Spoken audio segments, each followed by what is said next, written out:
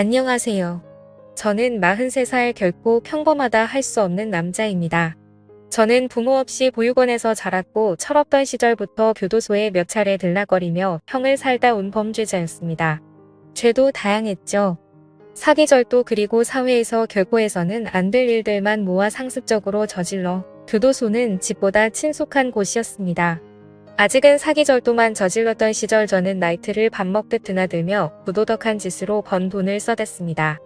손도 몸도 날쌘이 그 바닥에서 잘 나가던 시절이었죠. 제 돈도 제 돈, 남의 돈도 제 돈. 세상 무서운 것도 두려운 것도 없었습니다. 어느 날 전 백화점에 옷 사러 갔다가 우연치 않게 제 스타일에 마음에 드는 여자를 발견했어요. 백화점에서 문화의 날인가 하는 행사를 진행하는 것이었는데 그곳에서 피아노 연주를 한 그녀를 본 거예요. 너무 아름다워서 넋이 나갈 정도로 한참 봤네요. 전 공연이 끝난 뒤 피아노 그녀에게 다가가 조심스럽게 작업을 시작했습니다. 보니 저보다 2살 연상이더군요. 저는 젠틀하고 능력 있는 사업가로 위장의 명함을 내밀었고 그녀의 한심을 사려 노력했습니다. 공들인 끝에 그녀는 제게 넘어와 달달한 연애를 했고 숱한 거짓말과 능청스러움으로 위기를 넘기며 미래를 꿈꿨습니다. 더불어 저는 그녀의 가족을 뵙게 되었어요. 엄마, 아빠, 그녀, 남동생. 이렇게 흔한 내 식구더군요. 저도 지긋지긋한 특별한 말고 저 흔한 가족이 되고 싶었습니다. 그래서 거짓말을 장암하게 능숙하게 늘어놓았죠. 제게 딸을 주지 않으면 두고두고 후회될 만큼 최고의 남자로 포장했습니다. 장인어른은 흐뭇한 듯 자네처럼 대단한 사람이 내 딸을 사랑해준다니 우리로서는 고맙구만. 날 되면 상견례자가 결혼해라. 쉬이 허락하시니 그녀가 뜰 듯 기쁘더군요. 제 화려한 연홀림 덕분에 머지않아 상견례를 진행하게 되었습니다. 결혼대행 서비스로 나온 완벽한 가짜 부모님과 상견례를 진행하니 감쪽 같더라고요. 제 부모님은 미국에서 사는 분이니 거의 볼 일이 없을 거라 덧붙였습니다. 반반씩 하자는 예비 처갓집의 배려를 사양하고 위험하게 번 돈으로 결혼에 필요한 모든 걸 최고로 했어요. 결혼식을 치르고 신혼여행을 다녀온 후 처갓집에 들리니 장모님 버선발로 반갑게 맞이해 주시더군요. 어이구 우리 샤위 왔어. 얼른 들어와.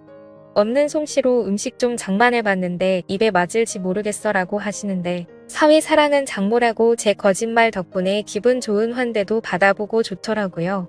흡사 진짜로 그들의 가족이 된 건 마냥 행복했습니다. 처남도 절친인 형처럼 잘 따랐고 아내도 씀씀이가 큰 것만 빼고는 내조 잘하고 살림 잘하니 결혼 생활은 만족스러웠습니다. 그러나 행복은 오래가지 않았습니다. 어느덧 아내에게 질린 저는 또 다른 여자를 찾기 시작했던 겁니다. 생활비도 잘 갖다 주지 않고 밖으로 나돌기에 바빴습니다. 그 때문에 아내랑 매일 같이 싸우니 자연스레 외박도 잦게 되더라고요. 그때 장모님이 저를 찾아오셨습니다.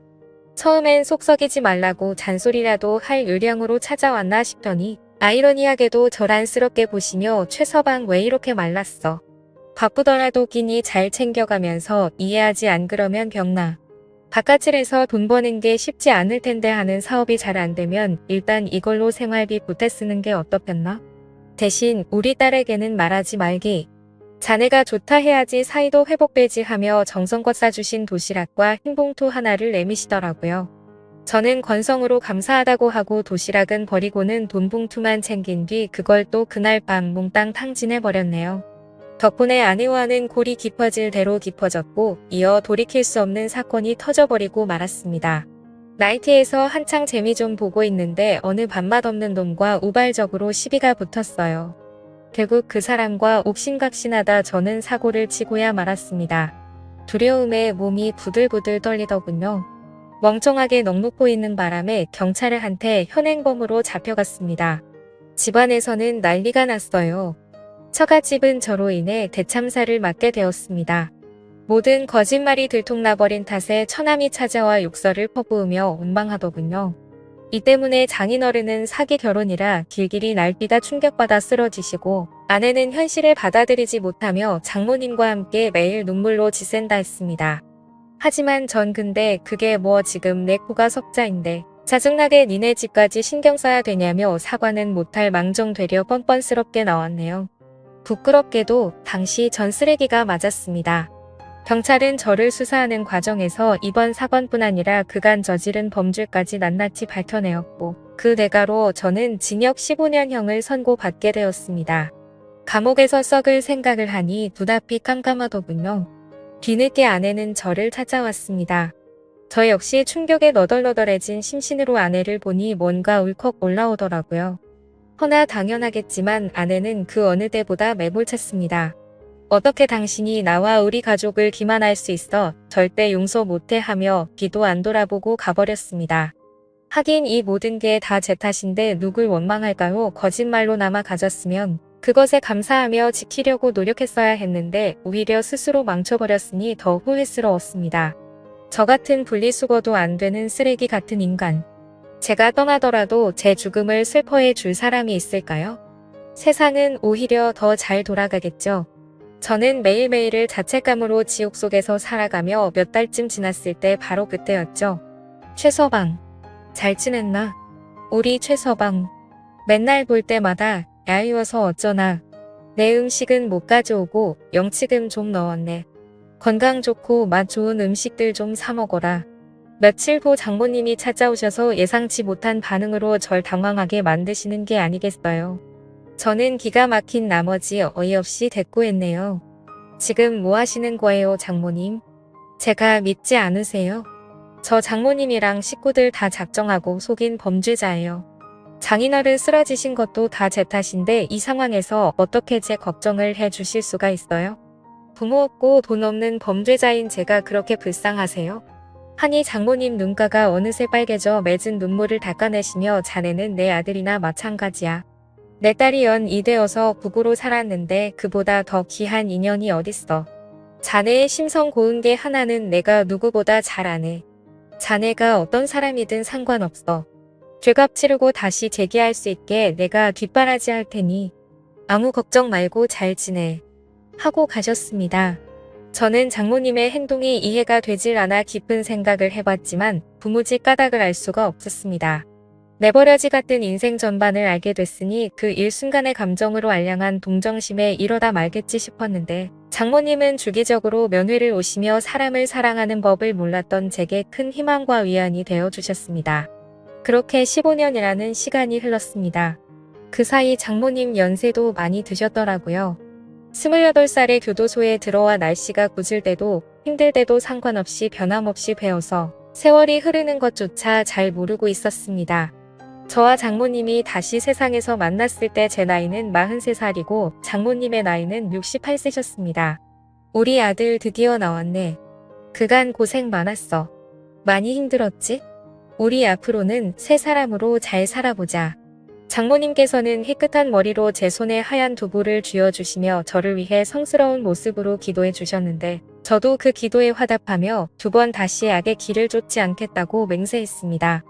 15년 동안 참 많은 게 바뀌었습니다. 장인어른은 평소에 혈압이 높아 갑자기 쓰러져서 안타깝게도 일찍 운명하셨고 처남은 결혼해서 가정을 꾸려해놨고 아내 역시 저 그렇게 되고 얼마 안 가 좋은 남자 만나 결혼해 지금 아이를 낳고 잘 산다고 합니다. 제가 그들 인생에 애초부터 첫 슬적으로 돌아가 너무나도 잘 살고 있으니 마음이 놓이다가도 한편으로는 씁쓸하다군요. 참 사람의 마음이 이상하지요. 잊혀졌으면 좋겠는데 한편으로는 잊혀지는 게 아쉬우니 말이죠. 모든 게 다 변했는데 변하지 않은 사람이 있었다면 바로 장모님이셨습니다. 전 장모님께 은혜를 보답하기 위해 취업 준비를 했어요. 확실히 전과가 있으니 쉽지는 않더라고요. 냉담한 차별의 시선에 저도 모르게 주춤거렸고 스스로 합리화를 하며 유혹의 길을 생각할 때쯤에 항상 장모님께서 엄하게 당부하셨습니다. 우리 아들 엄마와 한 약속 안 잊었지? 세상은 스스로 돕는 자를 돕는 법이다. 내가 변함없이 노력하면 문이 반드시 열릴 거야. 내가 날 받아주었던 것처럼 말이야. 곁에서 우리 아들이라 하시며 잡아주셨던 장모님아니 어머님네. 저는 그렇게 장모님의 아들로 살게 되었습니다. 저는 취업 대신 이번에도 장모님의 도움으로 푸드트럭으로 장사를 시작했습니다. 장모님께서 사업 성공을 위해 물심양면으로 도와주셨고 저는 노하우를 익혀가며 밤새워가며 노하우를 연구하고 개발했습니다. 장모님께서 혹여 힘드실까 걱정이 되었지만 가끔 두통이 있으신 것 빼고는 괜찮으시다며 쓸데없는 생각 말고 음식 맛에 집중하라면서 농담식으로 야단치셨네요. 그러면서 갑자기 저와 장모님 준비도 안 된 셀카를 혹 찍으시는데 저는 볼멘 소리로 아 장모님. 저 지금 땀 때문에 머리도 이상한데 갑자기 사진 찍으시면 어떡해요? 괜찮아. 난 인위적인 것보다 이렇게 자연스러운 네 얼굴이 더 좋더라. 자 봐봐 잘 나왔어. 하시며 보여주는데 저와 장모님 둘 다 자연스레 찍힌 셀카가 떡하니 있었네요. 막 재밌다고 웃으시면서 저장하시더라고요.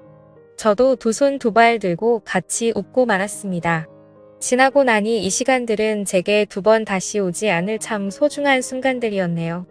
덕분에 푸드트럭 사업은 날로 번창했고 돈을 조금씩 손에 쥐게 된 저는 제일 먼저 장모님께 빚진 사업 자금을 갚고 매달 용돈을 드렸습니다.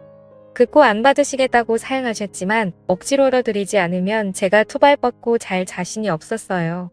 장사가 잘 돼서 손이 바빠지자 저는 장모님과 둘이 운영을 하게 되었습니다. 그날도 손님들이 줄이어 장사에 정신이 없었을 무렵 문득 눈앞에 낯익은 여자와 남자가 나타났습니다. 바로 전 아내랑 처남이었어요. 전 아내와 처남은 불같이 화를 내며 날뛰면서 푸드트럭의 재료들을 다 엎어버리고 장모님께 소리 지르더군요. 엄마 미쳤어? 어떻게 나를 감쪽같이 속이고 이 범죄자랑 나란히 이러고 있어.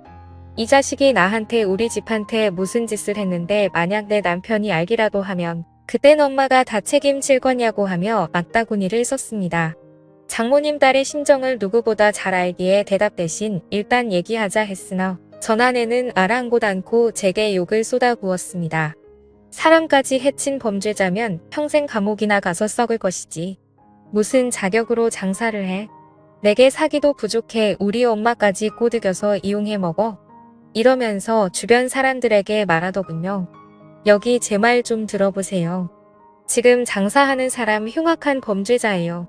절대 팔아주지 말고 딴 데 가서 먹어요 하며 온갖 장사를 땡판 치는데 사람들은 제가 범죄자란 소리 듣고 하나 둘씩 자리를 떠났고 죄인이었던 저는 고개를 수그리고는 이무말 없이 전 아내의 비수가 꽂힌 말을 다 감당해냈습니다.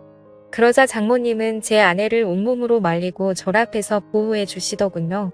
그만해라. 비록 돌이킬 수 없는 잘못을 저질렀지만 15년 동안 죄의 대가를 받고 새 사람으로 살려는 사람한테 이러면 안 된다. 이 사람도 괴로움에 15년간 제대로 못 살고 진심으로 반성하고 있어. 살려고 아등바등 겨우 숨통 트였는데 한때 남편이었던 사람 목숨 줄 굳이 끊어야겠니? 그래서 15년간 감옥 수발까지 한 거야 엄마가. 진짜 왜 그래? 정신 차려 엄마. 이 남자 이딴 범죄자한테 또 뒤통수 맞고 싶어서 그래. 이 자식이란 관계 정리할 때까지는 나랑 동생 볼 생각도 하지마. 그것만큼은 절대 용서 못해라며 아내와 처남은 장모님 마음에 상처를 낸 뒤 그렇게 가버렸습니다. 장모님은 시선에서 멀어지는 자식들을 보고 깊은 한숨을 쉬고는 제게 미안하다 하시네요. 그렇게 큰 소란 덕분에 오늘 장사는 망가졌지만 장모님 마음을 추스르는 게 우선이었던 저는 아무렇지 않은데 장모님 괜찮아요. 어차피 푸드트럭이라 다른 곳 가서 장사면 돼요. 그보다 저 때문에 딸이랑 어떡해요? 제가 장모님께 도와달라고만 안 했어도 저랑 엮이지 않으셨을 텐데 제가 더 죄송해요. 그러자 장모님 문득 미소를 띄우시며 저를 꼭 안아주시고는 눈시울을 붉히시더군요. 이러니까 내가 자네더러 심성이 곱다고 한 거야. 모질지 못해서 부모 잘 만나고 좋은 환경에서 잘 배웠으면 누구보다 잘 살았을 우리 아들인데 자네는 내 아픈 손가락일세. 아픈 손가락 치료해주고 신경 쓰는 건 부모로서 당연한 거야. 미안해 하지마. 저는 장모님을 안고서 지난 과거를 뼈저리게 반성하며 눈물을 쏟으며 한바탕 부둥켜 안고 울었네요. 그리고 장모님은 그 이후로 제 앞에 나타나질 않았습니다. 처음에는 연락을 드릴까 하다가도 괜히 저 때문에 전 아내랑 처남과 갈등을 빚을까 싶어 말았습니다. 전 아내도 가정이 있으니 당연히 저랑 장모님이 엮이는 게 불편하고 불안했겠죠. 그 심정 또한 이해 못하는 거 아니었으니 더 어쩔 수가 없었습니다. 장모님의 빈자리가 사뭇 느껴지니 춥고 외롭더군요. 그동안 그분이 제게 얼마나 따뜻하고 든든하신 분이셨는지 뼈가 사뭇지도록 느껴지더이다. 하지만 저도 언제까지 그분 곁에 있을 수는 없으니 친자식들한테 돌려드리는 게 맞는 수순이겠죠. 그분을 욕심냈던 제가 참 그랬습니다. 그분 없이 홀로 서기를 할 맘으로 굳게 다짐하고 일에 열중해서 돈은 점차 쌓여져 갔지만 그분이 없으니 종이나 다름이 없었습니다. 매 순간 그분이 참 그립더군요. 결국 저는 1년 만에 그분께 아니 어머니께 연락을 드렸습니다. 허나 끊어진 전화. 그리고 곧 다시 오더군요. 서둘러 받으니 낯선 목소리였습니다. 여기 요양원이에요. 혹시 자제분 되세요? 어머님께서 많이 기다리셨는데 통 오시질 않으셔서요. 매일 혼자서 너무 안쓰러우시네요. 저는 마음이 북받쳐 오르면서 거기 어디 요양원이냐고 물었고 장사고 보고 뒷전으로 한 채 어머님이 계신 요양원으로 달려갔습니다. 그리고 그곳에서 저는 그토록 그리워한 장모님, 제 어머니를 마주했네요. 엄마 저 알아봐요. 엄마가 15년 동안 나 보살펴 주셨잖아요. 엄마가 나 살려줘서 지금 이 자리에 있는데 내가 살 수 있는 이유가 됐는데 왜 엄마는 아파야 되냐고요. 엄마는 10개월 전 뇌졸중으로 쓰러져 이곳으로 왔다고 했습니다. 건강한 모습으로 제게 다정하게 웃으셨던 그분이 차마 말로 담지 못할 슬픈 모습으로 절 향해 눈물을 떨구시고 미소를 짓고 계시더군요. 아들이라는 입모양만 힘겹게 움직이며 제게 손을 내미셨습니다. 그토록 잡고 싶었던 장모님의 손을 붙잡고 제 감정에 취해 울고 또 울었습니다. 장모님 속상할 것 뻔히 알면서 감정 다스리기란 쉽지 않더군요. 전 아내도 처남도 자식이란 것들이 요양원에 모셨으면 잘 보살피기라도 할 것이지. 이딴 식으로 소중한 분을 내팽겨 치고 살아가고 있다는 게 참 괘씸했습니다. 찾아가서 다 뒤집어 엎고 싶었으나 엄마의 살과 뼈로 만들어진 사랑하는 자식인데 그분의 핏줄을 제가 어찌 감히 건드릴 수 있을까요? 그저 죄의 대가를 하늘에게 떠넘기며 그 누구도 미워하지 않기로 안간 힘을 썼습니다. 뇌졸중 때문에 말씀이 힘든 상황에서도 불구한데 휴대폰을 늘 갖고 계셨다 합니다. 바로 휴대폰 안의 사진들 때문에요. 사진첩들을 보니 장모님의 가족 사진들이 수백 장 있더라고요. 전 아내와 처남의 가족들도 처음 보았습니다. 환하게 웃고 혼잣말을 취하고 있는 사진들 중에 어느 바보같이 나온 우스꽝스러운 사진이 제 시선을 사로잡더군요. 바로 장모님께서 혹 들어와 찍은 바보같이 나온 저와 장모님의 셀카였습니다. 뒤늦게 본 배경화면도 그 사진이더군요. 장모님은 주로 사진을 보시며 시간을 보내시는데 그 사진을 제일 오래 보시며 시간을 보내신다고 하던 말이 사람을 얼마나 복받치게 하던지요. 엄마 내가 보고 싶었으면 얘기를 해야죠.